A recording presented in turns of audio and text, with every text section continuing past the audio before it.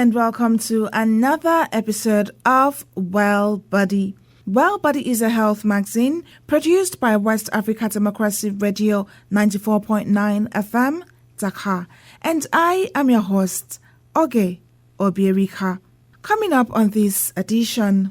All my life, I've always been watching my weight. I've done different things to, lose weight. I've taken some drastic measures. For example, I have done egg diet. I tried to do eating once a day, OMAD. It's called OMAD, 1 meal a day. I've also done juice detox. I've had juice, taking only juice. The faster routes are never sustainable because it cannot be a lifestyle. In order to lose weight, either you eat less or you exercise more, you expend more. Those are the principles. Any herb or pill that you take, if you don't add these two things to it, you'll still not lose weight. We will be looking at weight management and the dangers of resorting to extreme measures for this purpose. My mom said when I was younger, she noticed that when I stared at the TV, I would have tears dropping down my eyes. But I didn't think they thought it was going to amount to much. It was probably something that babies had, and so she didn't put too much thought into it. But in primary school, it was very difficult for me to see the board, and so my mom always ensured that I sat in the front of the class, because if I sat at the back, I would not see anything that was written on the board. We have different variants of glaucoma. We have almost close to 60 variants of glaucoma, and we have the class of glaucoma that we call primaries, and we have those that are secondary. But in this part of the world, we are mostly afflicted by the primary glaucomas, particularly the one we call the primary open angle glaucoma. We will also be zooming in on common eye diseases and their treatment. Stay tuned. A warm welcome to you listening in Liberia, Ghana, Nigeria, the Gambia, and Sierra Leone. Thank you for joining us via our partner stations in your country. On Welbodi, we address pressing health issues in the sub-region, developments across the board, and personal health matters to help you make the right choices for your health. The program today comes in two parts. First, we'll be discussing a topic that almost everyone can relate with: weight management. Now, weight loss again has become a trending lifestyle in our communities and societies, as most people want to look like the models they see on television, billboards, in the magazines, and even on social media, prompting manufacturers of body enhancement products to cash in on the craze. It's important to note that many of these products contain ingredients that are contaminated, ineffective, dangerous, or actually illegal. Some people become ill after using them, some suffer from drug interactions, and others lose a large chunk of money to these bunk products. Aside from this, consumers are more likely to get their hopes dashed, as the products may not even help, and you may never get your money back. Now, if you are trying to gain or shed off weight, then you may want to turn up the volume of your device, because today we will be addressing a good number of your concerns. One common mistake people make when trying to lose weight is misunderstanding metabolism, the process by which the body changes food and drink into energy. We talk about metabolism like it's something we can manipulate by gulping a pill, downing some green tea, or running faster. While it's extremely hard to speed the metabolic rate up, researchers have found that there are things people do that can slow it down, like drastic weight loss programs, for instance. For years, researchers have been documenting the phenomenon called metabolic adaptation. This means that as people lose weight, their basal metabolic rate, the energy used for basic functioning when the body is at rest, actually slows down to a greater degree than would be expected from the weight loss. Once you gain weight and keep that weight on for a period of time, the body can get used to its new larger size. When that weight drops, a bunch of subtle changes kick in to the hormone levels, the brain, slowing the resting metabolism, and having the effect of increasing hunger, all in a seeming conspiracy to get the body back up to that set point weight. Before we go any further, let's hear from Gusti Chibike as she shares her experience on how she struggled with this on her weight loss journey.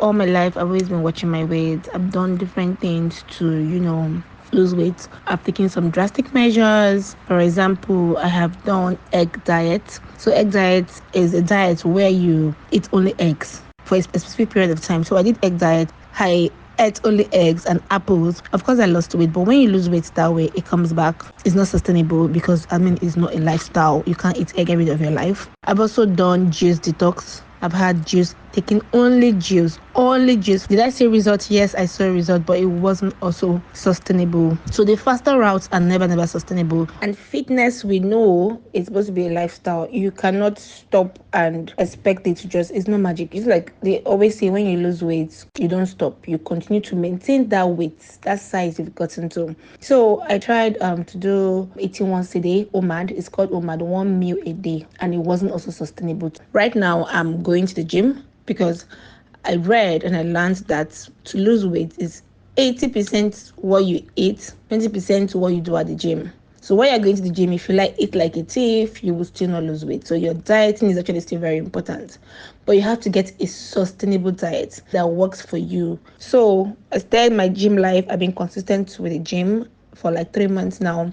And then I watch what I eat. I eat everything. It's not like I'm running from carbs, I'm running from whatever. You have to, your body needs everything. Your body needs the carbs, your body needs the protein, your body needs everything. So you just reduce the quantity. Of course, I eat more of protein because I'm going to the gym. I want to lose weight. I want to build muscle. But I do not avoid carbs. I do not avoid food in general to say, oh, because I'm watching my weight, I shouldn't eat that. It's not sustainable. It's a lifestyle. It's something you have to do for the rest of your life. And to me, you can eat everything, but portion control is key. In your plate, you can have, small rice, you put plenty veggies, you put your protein so you can be full. Portion control is the major key to fitness. All that faster routes, it might even have health concerns, like I have ulcer currently. You might have health concerns that you don't know about, that you're just trying to lose weight. I've even taken all this weight loss mixture, this herbal weight loss mixture. The faster routes, the results are never sustainable. Do small carbs, more of veggies, more of protein, and go to the gym. You will see a sustainable result. It will take time, but it will come. That was Kosi Chibike sharing her experience with weight loss. To get an in-depth look at the intricacies of weight management, we caught up with Dr. Andrew Habi, a dietitian at the Kolebu Teaching Hospital in Accra, Ghana. When it comes to weight loss, it's mainly around two main things. Either you are eating too much or you are not exerting too much, you are not expending too much. In order to lose weight, either you eat less or you exercise more, you expend more. Those are the principles. Any herb or pill that you take, if you don't add these two things to it, you'll still not lose weight. So some people might work because now they've cut down on their intake.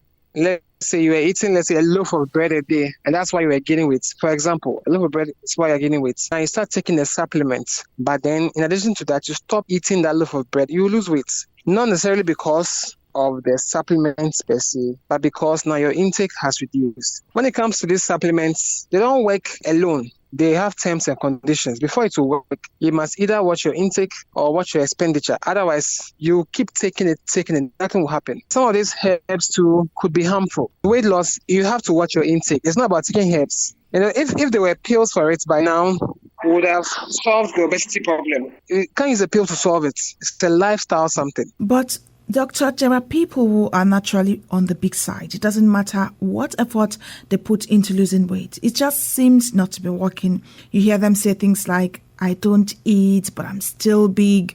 What are the causes of this? So before you gain weight, most of the time, about 95% or 90% of the time, is linked to your intake. Sometimes people say, I don't eat because they don't consider the things that they eat as food. Somebody will say that my lunch is getting late. Let me get a drink and take whilst I wait. Let me get some crackers or some biscuits while I wait. Let me get some pie and eat whilst I wait. Those things you are eating, they all contain calories. They all contain energy. So if you add your lunch to it, now you are getting excess. So sometimes people even take food with drinks. Just one bottle, around 120, 150 calories. That's extra calories with whatever you're going to eat. If you keep doing that, you gain weight. So most of the time, people who say they don't know why they're gaining weight or they don't eat anything, it's not true. When you look into their lifestyle, they snack, they eat other things. Just that to them, they don't consider that as food. So these little things that we snack on could be the reason it's difficult to lose weight? Yeah, so it's part. But then weight loss is like an investment. You keep doing it, and then the interest rates keeps coming every time. And eventually, it becomes big. You might not remember what we were doing 2 years or 3 years or 4 years ago. It's all parts. You understand? It's not about eating healthily today. That's not going to affect your weight. But it's what you've been doing over the past years. Gain some few kilos, maybe 0.1 kilos, 0.2, 0.3, 0.4. By the time you realize you have gained 10 kg, you have gained 20 kg, you get it. So when people say that, they can't account for what's happened, over the years. But then aside that, when you don't eat, it slows down your metabolism. So your metabolism refers to how your body uses energy to perform its daily functions. So once there's little food in the system, the body's metabolism slows down in order to accommodate the little resources that are available. Just like the way when your phone's battery is almost low, it goes into power saving mode. So it will turn off Bluetooth, it will turn off Wi-Fi, camera, turn off flashlights, a couple of things. The phone can last for a while. Same way, when the food levels are low in the body's metabolism goes down. So it means that you'll be eating little, but then your body is using that food very little so that it can last till you get another food. So eating little sometimes can rather make you gain weight because it will slow down your metabolism. Because your body feels there's famine. If it keeps wasting the food, you will not make it. Instead of, let's say, using 500 calories every hour, it will use 10 calories every hour so that you can save the rest for the future. That's also a reason why people will eat maybe little, but then they'll gain weight. What exactly are these diet supplements that people use when trying to lose weight? It depends on the context. Diet supplements are usually supplements which contain certain active ingredients from food. They might say maybe omega-3 fatty acids is healthy. So then somebody will end up making a supplement out of that. Or we say vitamin C is good. So we'll make a vitamin C supplement. So diet supplements, they just take an active ingredient of a certain food and then they make it into a pill or something. Like I said, vitamin C, calcium, all these things are supplements. Or there are some nutrients, special chemicals that we get from food, which we've seen that it can help. They can extract it from a food and then sell it as a supplement for various purposes. I would also like to know, how can a person tell the ideal weight for their age? There's more than just the age. There's also your height. Usually, your height is actually a good indicator. Your height helps us to calculate that. Without your height, we can't tell whether your weight is ideal or not. For example, if you want to put up a story building, the height of the building will determine how deep the foundation should be. So it means if the building is going to be very tall, it must have a deep foundation. The building might not be so tall, then the foundation is not a big deal. Same way for your body, for you to be able to carry on much weight is dependent on your height. So generally, the taller you are, the heavier you could get to some extent. The shorter you are, you can't have so much weight. If you are just joining us, this is Welbodi brought to you on West Africa Democracy Radio, 94.9 FM, Dakar, Senegal. Welbodi also airs in Liberia via Alternative Youth Radio, 98.9 FM, Lufa County. Voice of Liberia FM 104.1 in Monrovia. Voice of Liberia FM 89.7 in Kakata, Magibi County, and Kwaketa Radio 100.9 FM, Banga. Ghana via Royals FM 104.7, Wenchi, and on Par 95.1 FM, Savannah Region. Nigeria on Albaka Radio 97.5 FM, Bauchi, and Darlin FM 107.3 FM, Owerri, South East Nigeria. If you are in the Gambia, you can tune in on Hot 104.3 FM and Numi FM 94.0 FM, North Bank Region. And in Sierra Leone, via African Young Voices 101.6 FM, Freetown, and Radio Gbafts FM 91.3, Mile 1. We have been talking about weight management. If you missed the earlier part of the program, kindly listen again on WADR.org or visit our page on Audiomack and SoundCloud. Before the break, our guest, Dr. Andrew Kwabi, a dietitian at the Welbodi Teaching Hospital in Accra, Ghana, shared with us reasons why some people may find it difficult to lose weight despite making effort to do so. He also disclosed just how you can determine the ideal weight for you. Well, in the final part of our discussions, Dr. Kwabi highlighted the consequences of stacking on more weight than your body requires, as well as tips for effective weight management. And we all know what weight does. I mean, it's difficult to move. When you are heavy, it's difficult to move. And that would affect everything. Anything that requires movement, you can't go out with friends, go to the beach, maybe you can't even expose some parts of your body. You can't really socialize much. I even learned sometimes some airlines have a certain weight limit that if you exceed that, you have to buy 2 seats. So many things can be linked to the weight. I mean, that's on the extreme side. But then most of the times, I mean, it will just affect you, especially if you're in a society where being obese or overweight is sort of shunned. You might not feel so parts. Yeah, you might not belong. Earlier on, you talked about extreme measures that people take for weight loss, like diet pills. Are there any implications for using these products?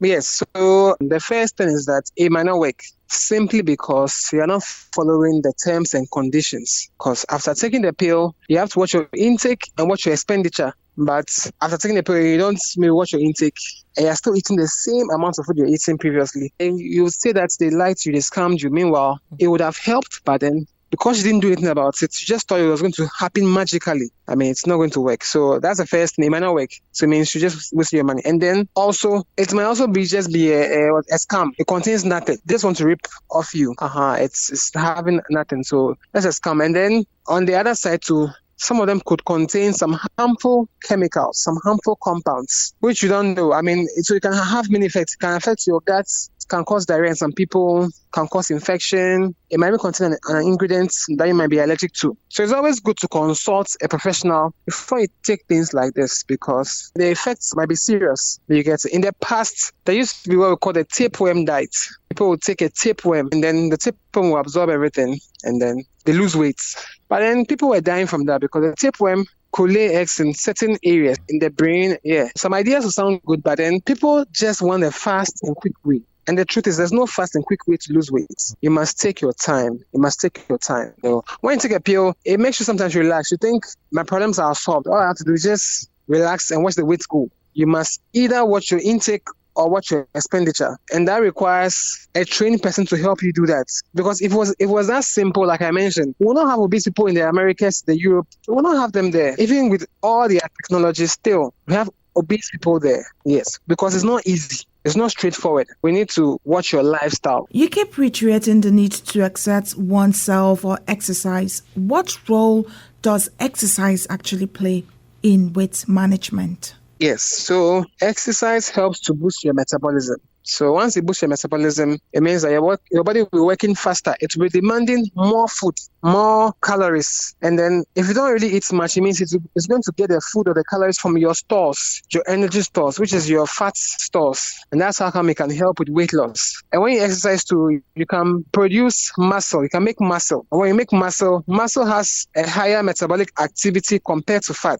So once you exercise more and you make more muscle, your metabolic activity goes up and your energy expenditure also goes up. So you might ingest, let's say, 1,500 calories, but then you exert 3,000 calories. That means your body will lose 1,500 calories. With exercise, your body can adjust. That's how come you might do something for a while. It's difficult at the end. It becomes easy for you because your body has adapted. So exercise alone is not a good tool to use for weight loss. You must always add diet to it. You must always watch the intake. It's easier to lose weight with diet than with exercise. Dr. Andrew Kwabi is a dietitian at the Welbodi Teaching Hospital in Accra, Ghana. The second half of the program focuses on common eye diseases and their treatment. Sub-Saharan Africa bears a disproportionate amount of the world's blindness, with the number of blind people in the region steadily increasing at a faster rate than in other parts of the world. Based on survey findings, it is estimated that 1.13 million individuals in Nigeria aged 40 years are currently blind. The Northwest harbors the largest number of blind adults, 28.6%, being the zone with the largest population. However, diseases associated with the eyes vary. This includes cataracts, river blindness, glaucoma, diabetic retinopathy, uncorrected refractive errors, and some cases of childhood blindness. Usman Umar brings us a report from Abuja on the efforts of health authorities to improve services in this regard. With the risk of becoming blind, ophthalmologists say attention must be paid to prevent glaucoma sufferers of age 40 years and above. Ismail Kilani has been battling with glaucoma for 5 years but has made very little success managing it. I noticed 2 years ago I couldn't see clearly. I went to the hospital and was given glasses, and I've been managing my sight since then. Treating glaucoma is expensive here, but so long as you can see, you can always manage. Glaucoma is often associated with build-up pressure inside the eye. It causes damage to the eye's optic nerve and degenerates over time. Glaucoma is a registry which will lead to irreversible blindness. Experts say there are different types of glaucoma with different delicate risk factors. Dr. Adegboyega Alabi is an ophthalmologist. We have different variants of glaucoma. We have almost close to 60 variants of glaucoma. And we have the class of glaucoma that we call primaries, and we have those that are secondary. But in this part of the world, we are mostly afflicted by the primary glaucomas, particularly the one we call the primary open angle glaucoma. Race, family history. Individuals that have parents that have glaucoma, they are at risk. Individuals that have siblings that have glaucoma, they are at risk. Short-sightedness. People that are myopic or they have short-sightedness, they also have a higher risk of developing glaucoma. So those are the common risk factors. We have some other risk factors that are also being implicated. We need government at all levels to help us to do more in order to save our countrymen from blindness, from glaucoma. We need to do more in ensuring easy access to quality care, in ensuring easy access to quality drugs, in ensuring that even the drugs are affordable. Statistics show that an estimated 100 million people suffer from glaucoma worldwide, with at least 10 million blind as a direct result. It is anticipated that by 2025, sufferers would increase to 90 million, and with an attendant increase in the number of blind people. According to Dr. Kunle Mabuagon, this disease shows no early symptoms or pain from the pressure in the eyes, thereby leaving its sufferers without a means of early detection. Is to detect it early. There is medical treatment in which drugs are given to the patient. There is surgical treatment in which surgical conditions are done for the patient depending on the type and nature of the glaucoma and the extent of damage that is at cause. So by doing the screening, you are able to detect if there is or if there is none, and then the treatment modality is determined by the specialist that screen the patient. It is a situation that prompts outreaches to the underprivileged for assistance that not only appear to be increasingly above their means, but that is also hardly available. But what are the day-to-day challenges of individuals who wear prescription glasses to correct many different vision problems? Let's find out. Well, it started much longer when I was a child. My mom said when I was younger, she noticed that when I stared at the TV, I would have tears dropping down my eyes. But I didn't think they thought it was going to amount to much. It was probably something that babies had, and so she didn't put too much thought into it. But in primary school, it was very difficult for me to see the board, and so my mom always ensured that I sat in the front of the class, because if I sat at the back, I would not see anything that was written on the board. By my first year in junior secondary GS1, my mother had to take me to the doctor because it had gotten way worse, and I was diagnosed with nearsightedness, and so I began to wear glasses at that point. I go for checkups every 1 year and a half, so I would say 16 to 18 months. So there was a long period between my late teens and I think early 20s when I didn't wear glasses, for reasons I can't go into right now. And so I thought I was okay, but I began to have migraines, sharp pains in my temple and sometimes at the back of my head. I wasn't sure what it was, and so I had gone in to see the doctor, and I was asked to go for a CT scan. I had done the CT scan, and the physician went through it and noticed that I had nothing to show that I had any issues with my brain, and so he asked me to see the ophthalmologist. And that's when the ophthalmologist said, well, you clearly do need glasses, and I suspect that this pain is coming from how much you have to strain your eyes and how your brain has to work with that. And so I was prescribed glasses. And would you have it? The pain went away. It is also important to note that many ophthalmologists have frowned at the habit of self-medication, that is, medication involving the use of acidic solution and non-prescribed eyeglasses, as they have described such attitude as destructive to the eye. Therefore, members of the public have been cautioned to guide against applying harmful substances and unspecified herbs on their eyes to avoid infections. So, do the right thing by getting your eyes checked today. Usman Umar with that report. And this is where we call it a wrap on this edition of Welbodi. Many thanks to you for listening, and special regards to my resource persons as well as my colleagues for their contributions. For your feedback on the program, email us at wadr.org. And until next time, keep staying healthy. I am Oge Obiarika.